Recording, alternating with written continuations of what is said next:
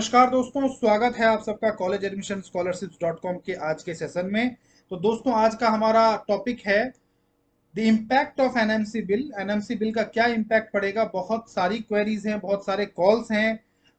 बच्चे घबराए हुए हैं, कैंडिडेट्स सोच रहे हैं कि अब क्या होगा नहीं होगा, और बहुत पैनिक में हैं कि अब सर क्या हो जाएगा अभी एनएमसी बिल इम्प्लीमेंट होगा तो। थोड़ा सा बताइए। देखिए, एग्जैक्टली क्या होगा ये कोई नहीं जानता है। नो बडी कैन प्रेडिक्ट 100% कि क्या हो जाएगा, बट जो एक एजम्पशन है या जो हम एज्यूम कर सकते हैं, उसके आधार पे जो मुझे लगता है वो मैं आपको बता रहा हूं कि एनएमसी बिल अगर इम्प्लीमेंट हुआ, और जिसके चांसेस पूरे पूरे हैं, बिकॉज उड़ीसा में जो है स्टेट गवर्नमेंट ने उड़ीसा की जो डायरेक्टरेट ऑफ मेडिकल एजुकेशन है, उन्होंने वहाँ के जो कॉलेजेस हैं उनको डायरेक्ट किया है कि आप अपना प्रपोजल शेयर करिए। अगर आप निर्धारित समय तक अपना प्रपोजल शेयर नहीं करते हैं तो हम आपको अपने हिसाब से एक अनुमानित फीस आपको दे देंगे और वो आपको मान्य करना पड़ेगा। सो ये जो है वो दे दिया गया है उड़ीसा स्टेट गवर्नमेंट द्वारा। तो इसका मतलब ये है कि अगर उड़ीसा ने इनिशिएट किया है तो डेफिनेटली मैक्सिमम सारे स्टेट्स इनिशिएट करेंगे, आज नहीं तो कल करेंगे। तो उड़ीसा ने 15 तारीख तक की सीमा दी है, समय सीमा, कि आप इससे पहले अपनी फीस प्रपोज करिए। सो आई थिंक कि ये प्रपोजल जो है एनएमसी बिल का, ये पास तो बहुत पहले ही हो गया था, इसे इम्प्लीमेंट होना था। तो मुझे लगता है कि इस उड़ीसा की जो अभी एक्टिविटी हुई है उसके बाद मुझे ऐसा लग रहा है कि संभावना अब थोड़ी ज्यादा है, और लगभग आप ये कह सकते हैं कि होगी, एनएमसी बिल इम्प्लीमेंट होगी। अगर एनएमसी बिल इम्प्लीमेंट होती है तो इसका क्या इम्पैक्ट रहेगा। इम्पैक्ट इसका ये रहेगा कि देखिए, जो स्टूडेंट्स आज के समय में मान लेते हैं कि उनकी रैंक है 20,000, किसी स्टूडेंट का एक एग्जाम्पल लेते हैं, उनकी रैंक है 20,000। तो 20,000 रैंक पे पहले अगर उनको मेडिसिन चाहिए था तो मेडिसिन उनको गवर्नमेंट कॉलेज नहीं मिलता, तो वो फिर क्या करते, वो प्राइवेट लेते। और वो प्राइवेट कहाँ लेते, किसी न किसी ओपन स्टेट में जाके लेते। तो जिस भी ओपन स्टेट में जाके लेते, मान लेते हैं वो कर्नाटका जाते या फिर तेलंगाना जाते, ट्राई करते कि मुझे मेडिसिन वहां मिल जाए, और सपोज करते हैं कि उनको कर्नाटका में 11 लाख की फीस में मेडिसिन मिल रहा था या मिल जाएगा। तो अब क्या होगा, अगर एनएमसी बिल इंप्लीमेंट हो जाता है तो पहले उनको मिल रहा था वहां सीट 11 लाख की फीस में, बट अब ये होगा कि अब उनको अपने ही स्टेट में, जिस स्टेट से उन्होंने एमबीबीएस किया है, उसी स्टेट में उनको प्राइवेट कॉलेज में गवर्नमेंट सीट मिलने की पॉसिबिलिटी होगी। तो फिर वो उस स्टेट में किसी दूसरे स्टेट में नहीं जाएंगे। कहने का मतलब ये है कि जिस कैंडिडेट की रैंक 25,000 से नीचे है उसको इसका बेनिफिट मिलेगा। उनको अपने ही स्टेट में सीट मिलने की पॉसिबिलिटी होगी प्राइवेट कॉलेज में, गवर्नमेंट सीट, पहली बात। दूसरी बात, उनको डीएनबी कुछ बेटर मिलने की पॉसिबिलिटी होगी, क्योंकि जो स्टूडेंट्स पहले गवर्नमेंट कॉलेज में एमडीएमएस नहीं मिलता था तो वो डीएनबी लेने के लिए जाते थे। अगर उनको अब अपने ही स्टेट में प्राइवेट कॉलेज में सीट मिलेगा तो वो डीएनबी से पहले उसको प्रीफर करेंगे। तो डीएनबी की कट ऑफ थोड़ी सी नीचे जाने की संभावना है। जो डीएनबी में कट ऑफ 30,000 तक लास्ट क्लिनिकल ब्रांच का जाता रहा है, वो अब हो सकता है 35 तक जाए, 38 तक जाए।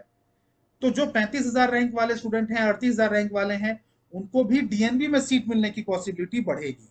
तो स्टूडेंट जो मतलब एक माहौल सा है बहुत पैनिक वाला, वो पैनिक होने की जरूरत नहीं है। अब बात करते हैं कि 45,000, 55,000, 60,000 रैंक वाले स्टूडेंट्स के लिए क्या है। तो उनके लिए थोड़ी सी चिंता की बात जरूर है, बहुत ज्यादा नहीं बट थोड़ी सी चिंता की बात जरूर है। वो स्टूडेंट्स जो हैं, जो उनको सीट पहले मान लेते हैं कि 20 लाख की फीस में मिल रहा था या 25 की फीस में मिल रहा था, वो शायद अब 30 की फीस में मिले या 32 की फीस में मिले। 5 से 7 लाख रुपए की फीस का इंक्रीमेंट पर ईयर में हो सकता है। कुछ कॉलेजेस में 3 लाख 4 लाख का हो सकता है, कुछ में 5 का हो सकता है। बट ऐसा नहीं है कि कोई कॉलेज 15 लाख रुपए अपनी फीस बढ़ा देगा या 20 लाख अपनी फीस बढ़ा देगा, ऐसा नहीं हो सकता है। 20 लाख अगर उनकी पहले फीस थी तो अब वो 25 या 27 हो सकती है, 28 हो सकती है, बट इससे ज्यादा नहीं। मुझे ऐसा लगता है कि ज्यादा से ज्यादा 3, 4, 5 लाख रुपए तक की फीस एक साल में वो बढ़ा सकते हैं। तो ये एक सिनेरियो होगा। जो टॉप रैंकर्स हैं उनको इसका बेनिफिट मिलेगा। जो लास्ट रैंकर्स हैं उनको इसका थोड़ा बहुत खामियाजा भुगतने को जरूर मिलेगा, बट वो बजट में होगा। ऐसा नहीं है कि उनको सीट नहीं मिलेगा। और रही बात कि जो भी सीट्स अभी इस बार इंक्रीज हो रही हैं उसका भी इम्पैक्ट है। अगर सीट्स काफी इंक्रीज होती हैं तो जितना ये हलचल हम सोच रहे हैं इतना भी नहीं होगा, थोड़ा बैलेंस होगा।